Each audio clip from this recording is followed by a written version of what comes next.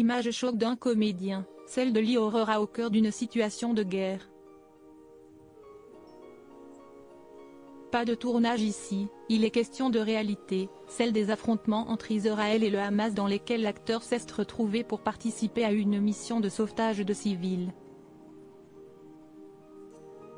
Sur Netflix, la série Fawda, qui signifie chaos en arabe, raconte le travail périlleux de l'unité de Mistarvim de Doron qui traque un terroriste du Hamas, responsable de plusieurs attentats. Le héros de cette fiction, Lee Aurora, s'est désormais plongé volontairement dans la réalité en participant à une mission de sauvetage de civils dans le sud d'Israël, à feu et à sang depuis l'offensive du Hamas. Utilisant son expérience d'acteur mais surtout de véritable ancien commando de Tsahal, il était au cœur des événements. Sur les réseaux sociaux, Lee Aurora, 51 ans, est vu en train d'esquiver des roquettes du Hamas cachées derrière un mur dans la ville de Sderot au cours d'une opération de sauvetage avec d'anciens commandos israéliens.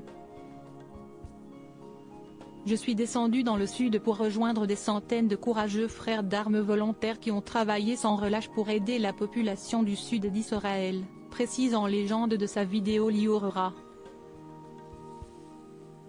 Il a répondu à l'appel du gouvernement israélien de réservistes et de volontaires pour sécuriser les zones proches de Gaza, première cible de l'attaque terroriste du Hamas samedi matin.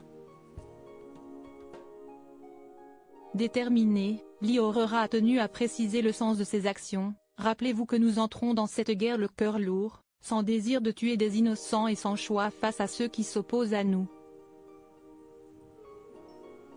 Un homme qui est entré dans l'armée israélienne après que sa petite amie adolescente a été tuée par un terroriste palestinien à Jérusalem en 1990.